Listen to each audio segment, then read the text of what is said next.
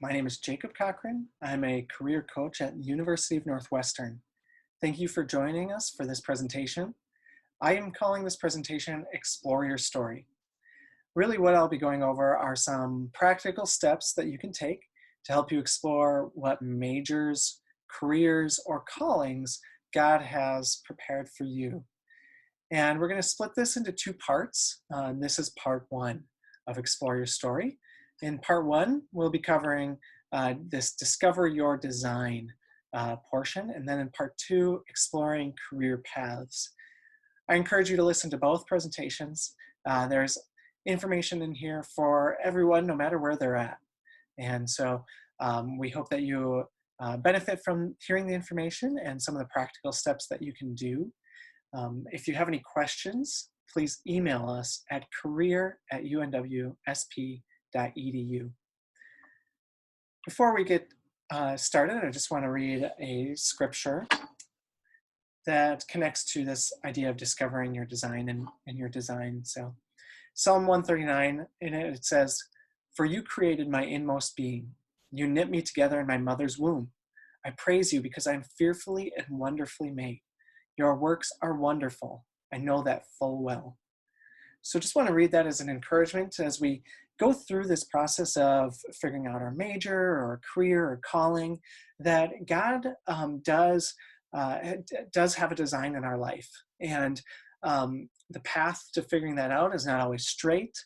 There's a lot of growth that we experience along the journey of figuring it out. But he has made us so wonderfully and so fearfully made that we are called to these wonderful things. And so I just want to encourage you as you're pursuing that by looking to discover your own design, you are also trying to discover God's design. And just kind of a good reminder as we get started there. But just briefly, then, want to go over some practical steps that you can take to discovering a little bit more about yourself. And that's where we want to start. So before you can figure out your career or major, you have to know who you are. And so I've split this into three different kind of areas of discovery. And so in one area, you'll be looking to discover more about your interests and your personality. What do you enjoy doing? How do you re-energize? What makes you come alive? How you make decisions, how do you interact? That's your interests and your personality. Another area is your talents and strengths. What are you good at? What are you naturally just good at? What are environments that you thrive in? What areas are you strong intellectually, technically, creatively, or even interconnected with other people? And then lastly, what are your values and motivations? So what is important to you? What gets you out of bed in the morning? What gives you a sense of satisfaction and accomplishment? What drives you? So first off, you can start, practically speaking, just by asking yourself these questions. You can journal, you can pray and meditate on them. And by asking yourself these questions, you can figure out what areas you maybe need to learn more about yourself and what areas you already know quite a bit. So that's where to start, practically speaking, just asking yourself these questions. If there's an area, though, that you feel maybe you want to know more about, or maybe just in general, you're thinking, okay, I know surface level some of these, but maybe I'm not the best judge of answering these questions right now. I'm just maybe had something major go on in my life that might be impacting how I'm viewing myself at the moment, or you're just a little confused. That's okay. We are often in that place. So then I encourage you to consider doing some personal assessments. I'm going to highlight the four personal assessments that we at Northwestern Career Development have handpicked for students to use.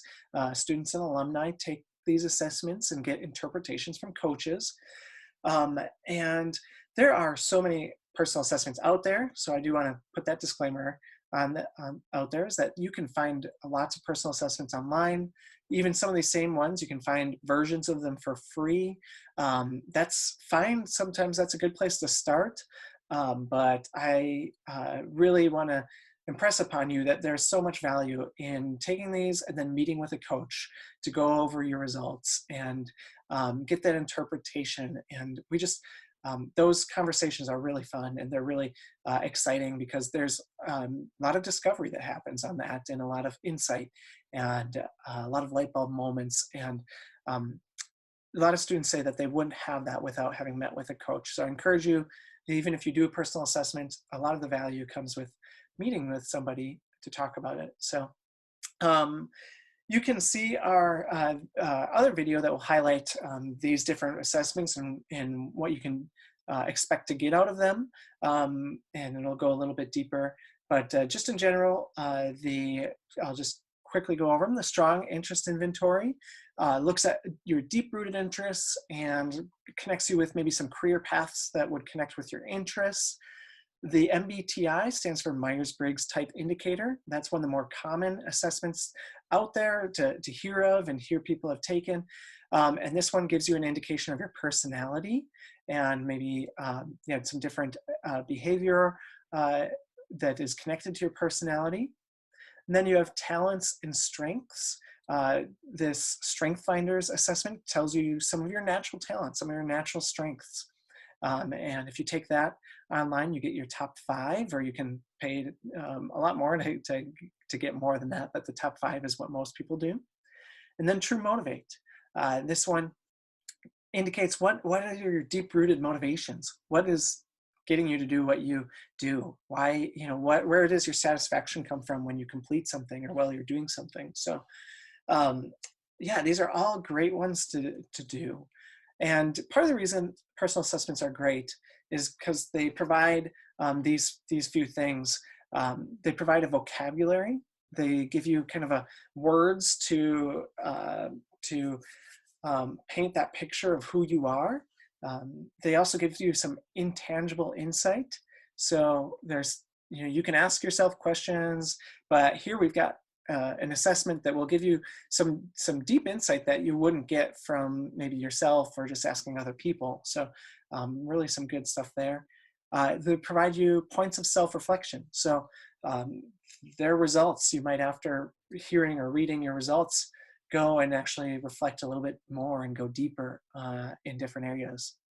And they give you starting points, ideas of what you could do next, maybe ideas on career paths to consider, majors to consider. So yeah, there's a lot of good information you can get from personal assessments. Even going back to the vocabulary, a shared vocabulary, so that, this Myers-Briggs is pretty commonly done, Strength Finders, very common nationwide. And so you could probably join a team and find somebody on that team who's taken one of those assessments, and you'll just have that common vocabulary. Oh, one of my strengths is this, or my MBTI code is this, and you'll understand each other better just because you have that common vocabulary. It'll help you put into words things that you maybe wouldn't be able to otherwise. What personal assessments do not do is they do not provide you with all of the answers or a complete map of what you should be doing with your life. That's not something that you should expect from these. They are great starting points. They provide great information if you take them, correctly, and if you really reflect and meditate on that information. But they're not quick and easy roadmaps to, here's the major for you, here's the job for you, here's the calling that God has on your life.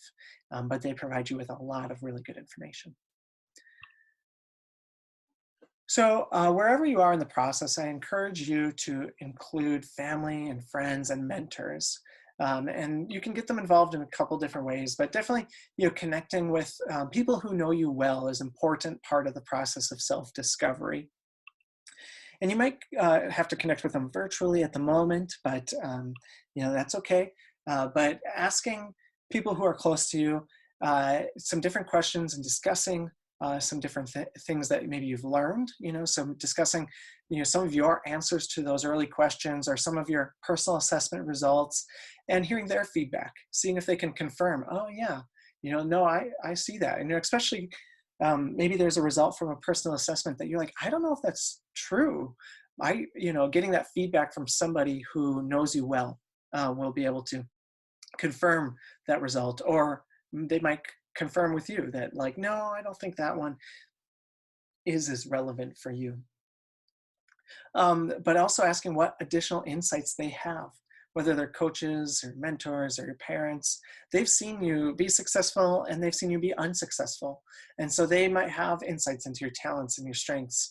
They might know, an instance where you were really motivated, or where your interests were as a child and where they might still be. So it's so good to involve other people in this process, for those reasons, but also for the accountability. So you can discuss with them what your goals might be, and they can help you narrow those down or focus those in. But also having that accountability of, yeah, I'm going to do these personal assessments, and then I'm going to compare, these different majors, and I hope to, have a decision made by this point. And they can help keep you accountable. Are you doing these things? Are you taking those right steps? So definitely useful to involve those people. So that's all we've got for part one of Explore Your Story. And if you have any questions, email us at career@unwsp.edu. Otherwise, we hope to see you in part two, and please take a look at our other resources, and have a great day.